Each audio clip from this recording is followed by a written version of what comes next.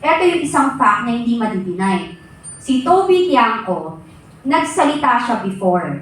Sinabi niya, nandun siya nung nag-uusap si BBM, si Martin Romualdez, at si Saldico, at sinisita daw ni BBM, si Martin and si Saldico, na sinasabi na ilang Ferrari, ilang yate, ilang chopper, ilang eroplano, at ilang caviar pa ang gusto nyong kainin. So alam na alam ni BBM na may kalokohan to, pero ni isa sa mga yon wala pa rin nakukulong until now. Another one, si Saldico nagpahayag na ng kanyang, nagsalita na siya na talagang may nangyayari yun. At sinusugan, in fairness, sinusugan niya yung statement ni Guteza at nung 18 Marines, na totoo yun. Pangatlo, sorry, namali ako sa mata ko, magaling na mata ko. Yung sinabi ni Martin Romualdez na nasa executive ang desisyon sa paglabas ng budget, at saka he will not go down alone. Ayaw nilang imbitahan yung 18 na ngayon ay 23 na. Grade 23, no? Kasi klarong-klaro na they are obstructing the truth, suppressing the truth and justice. Ayaw nila malaman ng buong bansa kung paano ni-rape ang pambansang budget ng 3 taon, 2023, 24, and 2025. Patuloy ang pangkakaasa sa budget. Now, we have to be very insistent dito sa pagbulatlat dito sa issue na ito. Kasi si Senator Marcoleta and former Congressman Defensor, huwag natin sayangin yung ginawa nilang sakripisyo. Kaya sila nasa jail, I honestly believe, dahil pinagkaisahan sila at there was retaliation dahil sa advocacy nila. Huwag natin sayangin yung kanilang sakripisyo. Paglaban natin sila.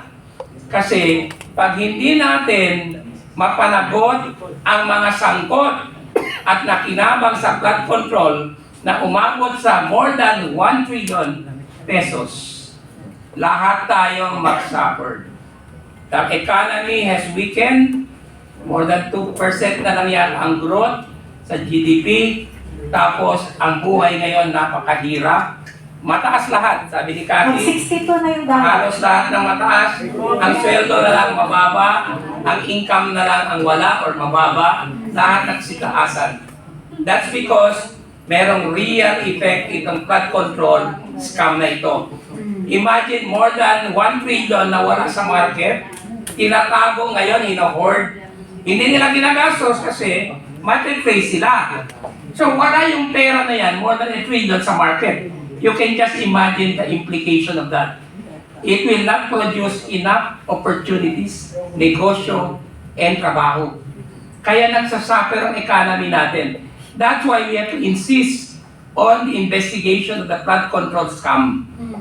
Kasi affected tayo directly, hindi lang indirectly, directly.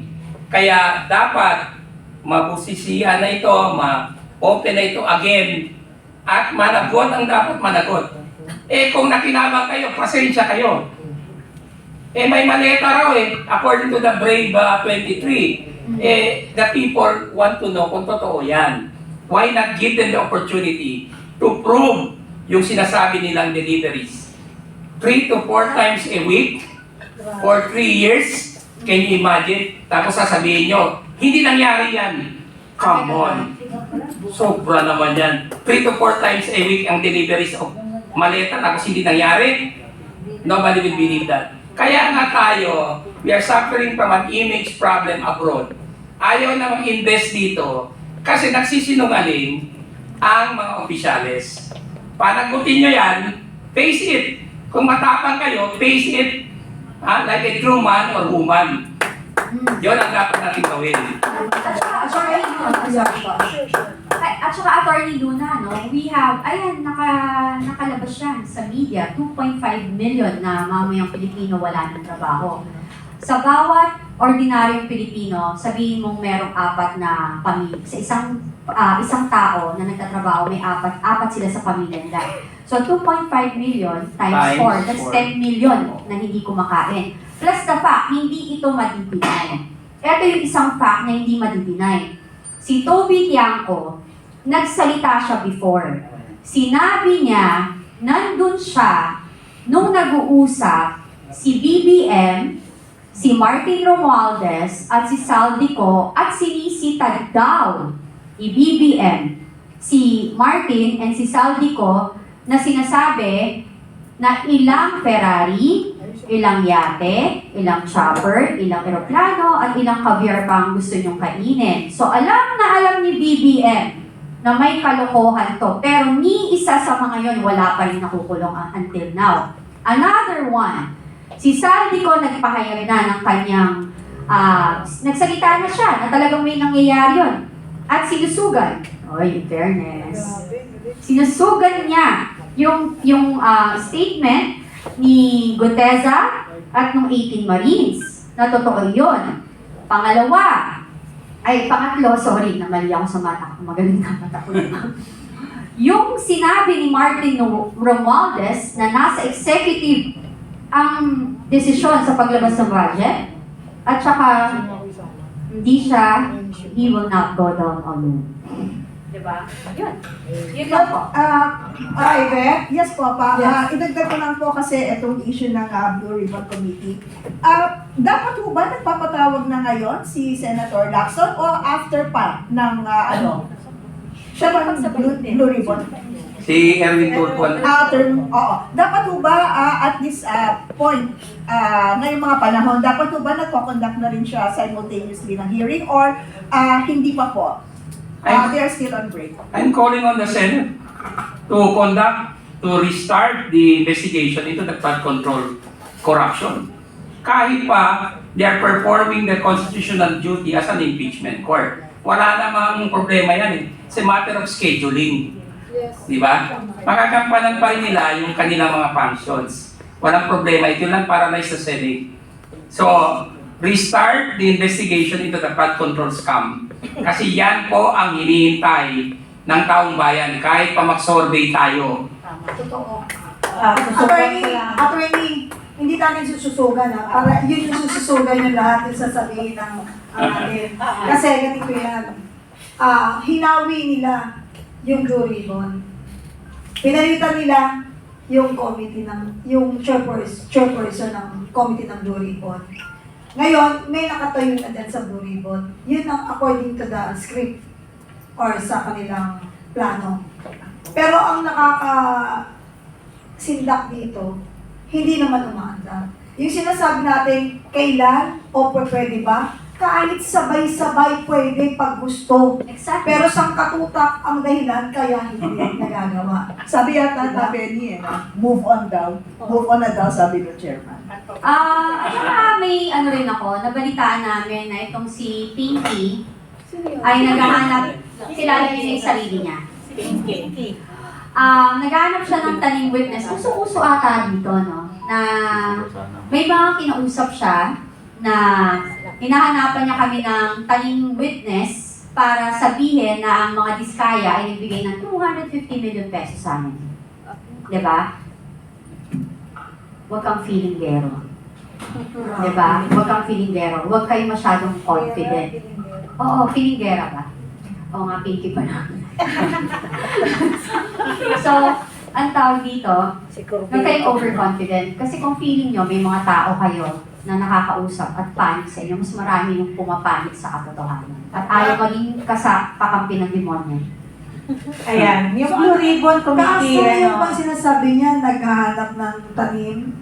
Ano ba yung gustong mahanap? Farmers.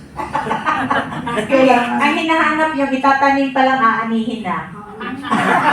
Meron din. Mahirap kasi Kakatanim pa lang aanihin na. Hindi, ka-Astra at ka-Penny. Mahirap din kasi magtanim kapag semento yung negosyo, di ba?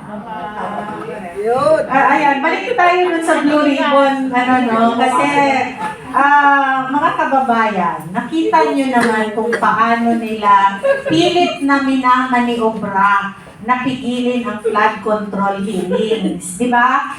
O, unang-una, nagpalit tayo ng Senate President para maayos na. Pinilit nila yung pagpalit ulit ng Senate President para mapalitan yung Blue Ribbon Committee Chair para hindi matuloy. Naalala nyo na dapat meron pang hearing na gagawin si Senator Marcoleta sa flood control. Biglang nagsulat nag-issue ang kampo ni Gatchalian na hindi daw legit ang magiging hearing na yon. Kaya ang ginawa ng kampo ng grupo ni Senator Alan Cayetano, nag-file sa Supreme Court questioning the June 3 na proceedings ng Senado. Ngayon naman, eto na, nalipat na yung nalipat.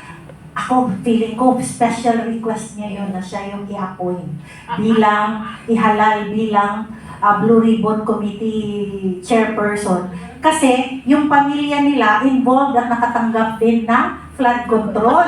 So, saan ka po nakakita mga kababayan na ang maglilid sa investigasyon ng flood control ay siya rin inaakusahan na kinabang sa flood control project. Ngayon, kahit po nasa break ang Senate ngayon, pwede po silang mag-conduct ng committee hearings. Kaya mga kababayan, manawagan tayo, dikdikin natin. Dikdikin natin ang lahat ng social media natin at ipanawagan natin na ang mga senador ay manindigan, ipagpatuloy ang flood control hearings na naantala dahil sa kanilang calisthenics. So, parang mga gymnast sila ngayon dyan sa sa Senado, di ba?